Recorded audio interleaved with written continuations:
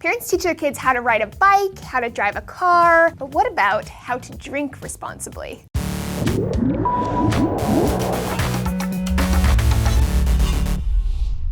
Hey everybody, I'm Laci Green, and this is D News. When I was in college, I remember being blown away at how important getting drunk was to the social scene. I quickly learned that binge drinking and getting totally wasted were like a badge of honor. Trace, Anthony, and I were actually talking about it this morning, and something we all noticed was that our friends who came from stricter-ish households seem to be the biggest drinkers. We also noticed while in Europe, where the drinking age is lower, that things go down a little differently. Drinking isn't some big event, it's just a thing that people do in moderation, and it's not a huge thing. There is some data to back that up. Underage teens in the US get drunk 5 times more often than Europeans when they're drinking. So I think some people notice these trends and they're like, okay, well, I'm gonna let my kids try alcohol in the safety of my home so they can learn how to drink responsibly. Roughly a third of parents believe this, and giving your kid a drink is legal in 31 states. Kids can have a drink, but you gotta have your mom or dad with you, and in some states it has to be at home. So what I wanna know is, does this actually work? Science?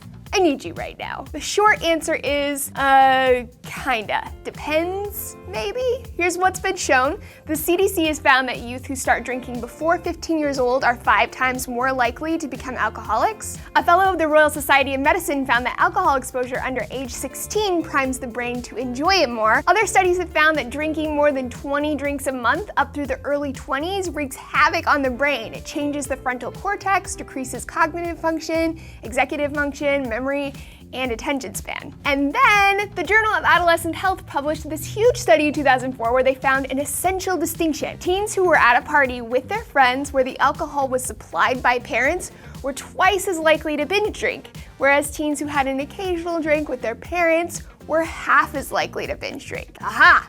This looks to be a case of a gray area conclusion. Most of the bad stuff happens when kids are under 15. Their brains just get messed up, they drink more, and it's no good. But in the upper teens, an occasional drink at home in private with parents may actually be the one context that could prevent binge drinking. So as long as that occasional drink doesn't turn into buying a keg for your kid's 18th birthday. Know what I mean? All right guys, let me know what you think. If you have or had kids, what will your alcohol policy be? Let me know in the comments and hit subscribe to catch more D News updates.